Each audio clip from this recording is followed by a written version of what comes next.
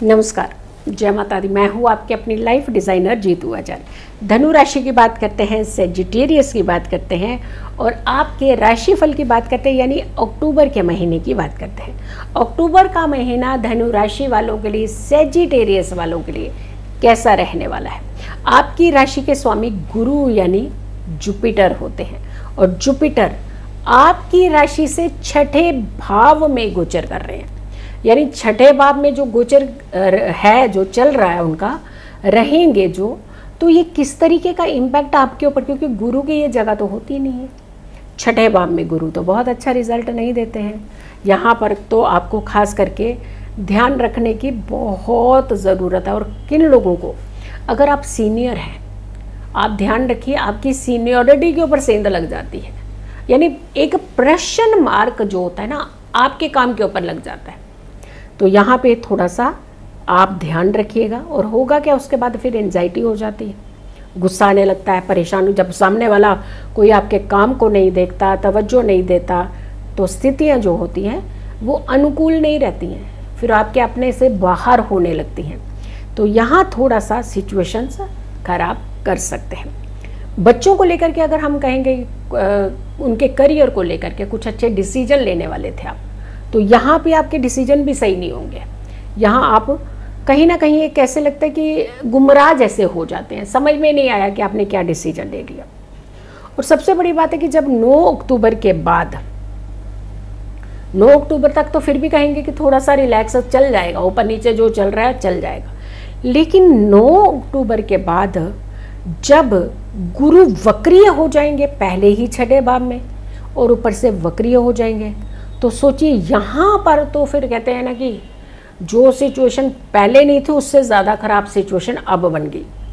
इसमें कितनी सारी चीज़ें आपकी दिक्कत में आ सकती है। पहले तो आपको गुस्सा आएगा, आपका गुस्सा निकलेगा अपने पारिवारिक लाइफ के ऊपर, परिवार के साथ कहीं ना कहीं ये इरिटेशन वाला माहौल बन जाएगा, छोटी छोटी बातों पे चिड़चिड़ापन आ जाएगा, लड़ाई करने लगेंगे, एक दूसरे को समझने नहीं लगेंगे, एक दूसरे के ऊपर एक लांछन लगाने लग पड़ेंगे। तो जब इस तरीके की सिचुएशन बनती है तो घरों में फिर सिचुएशन पूरी तरह से बिगड़ ही जाती है, कंट्रोल से बाहर हो जाती है कई बार, यानी खुशियाँ आपके दाव के ऊपर लग जाती हैं।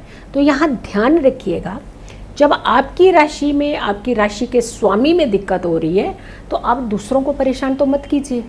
यहाँ आप उनको, अब कई बार प्रश्न मार्क आपके ऊपर लगता है तो आप सामने वाले पे ऊपर थोप देते हैं कि नहीं तुम गलत हो। कहीं आपको गलत कहा जा रहा है तो शांत हो जाइए। जब समय अच्छा नहीं है तो शांत रहने में सबसे बड़ी भलाई होती है। और आपकी राशि से छठे में जो गुरु होते हैं ना, वे जॉब को लेकर भी दिक्कत करते हैं। वैसे तो तब तक ठीक नहीं होंगे जब तक तो कोई दिक्कत नहीं है, जब तक वक्रीय नहीं होंगे। वक्रीय होंगे तो जॉब को लेकर के दिक्कत करेंगे। यानी 9 तक तो ठीक है, 9 तारीख तक तो ठीक है, 9 के बाद में आपको थोड़ा सा अपनी जॉब में भी संभल करके चलना है। यानी उस किसी भी तरीके का कहते हैं ना, रिस्क नहीं लेना जॉब के अंदर। और वैसे भी कहते हैं ये एक इनकम का सोर्स, इनकम का माध्यम होता है। यहाँ रिस्क लेने का जो होता है ना फैक्टर, वो इस्तेमाल नहीं करना चाहिए, क्योंकि यहाँ आपकी नौकरी खतरे में पड़ेगी तो आपकी पूरे परिवार की खुशियाँ खतरे में पड़ जाती हैं। मानसिक अवस्थाओं को लेकर के अगर हम बात करें तो 9 तारीख तक तो फिर भी बेटर था, लेकिन 9 के बाद में गुरु वक्रीय होते ही आपको दिक्कत पैदा कर सकते हैं। और चलिए, अब ये तो होगी गुरु की बात, अब शुक्र की बात कर लेते हैं। शुक्र 13 अक्टूबर से स्वराशि, 13 अक्टूबर तक स्वराशि में चल रहे थे। और स्वराशि में तो शुक्र जो है वो आपके 13 अक्टूबर के अंदर, अगर जैसे एक तरफ गुरु ने परेशानियां की, लेकिन शुक्र आपको थोड़ा सा रिलैक्स ये दे रहा है कि मान लीजिए आपने किसी को पैसा दे रखा था तो उससे पैसा मांग लीजिए आप, और आपको पैसा मिल सकता है, वापस मिल सकता है। या फिर आपने कहीं इन्वेस्टमेंट किया था और आपने इन्वेस्टमेंट करने के बाद आपके कोई बहुत खास लोग थे, वो आपका पैसा देना वो भूल चुके हैं। इन्वेस्टमेंट किया ये बता करके कि बहुत ज़्यादा फ़ायदा आपको होगा, लेकिन फ़ायदा तो बड़ी दूर की बात छोड़िए, आपको पैसा ही नहीं वापस दे रहे। तो अब नहीं ऐसा होगा। ये पीरियड जो है ये आपको कहीं ना कहीं वो पैसा भी आ जाएगा, हो सकता है वो थोड़ा सा बढ़ करके भी आए, तो आपके लिए थोड़ा सा एक रास्ता अच्छा बनता हुआ नज़र आ रहा है। प्यार को लेकर के अगर हम बात करें तो यहाँ भी थोड़ी सी स्ट्रेस और एंजाइटी होती हुई नज़र आ रही है। और सबसे बड़ी बात है कि पंचमेश मंगल नीच के जब सिचुएशन में आते हैं ना तो दिक्कत कर देते हैं, क्योंकि पंचमेश आपके लव अफेयर का हाउस होता है, पंचम का स्वामी।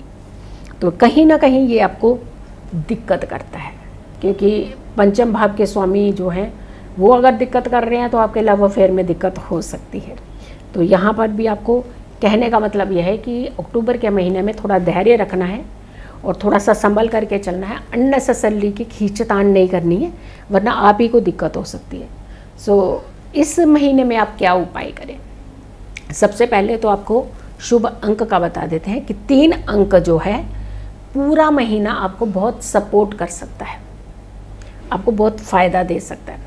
3 अंक पीले फूलों के रस से आपने लिखना है और उसमें थोड़ा सा छोटे 1 चुटकी 1 पिंच हल्दी का डाल देना है, हल्दी पाउडर। इसे आपने मिक्स करके इससे आपने अक्षर लिखना है कागज़ के ऊपर, और इससे आपने अंक लिखना है कागज़ के ऊपर, और अक्षर जो है वो लिखना है आपने क अक्षर और 3 अंक, ये एक ही कागज़ के ऊपर लिखने हैं।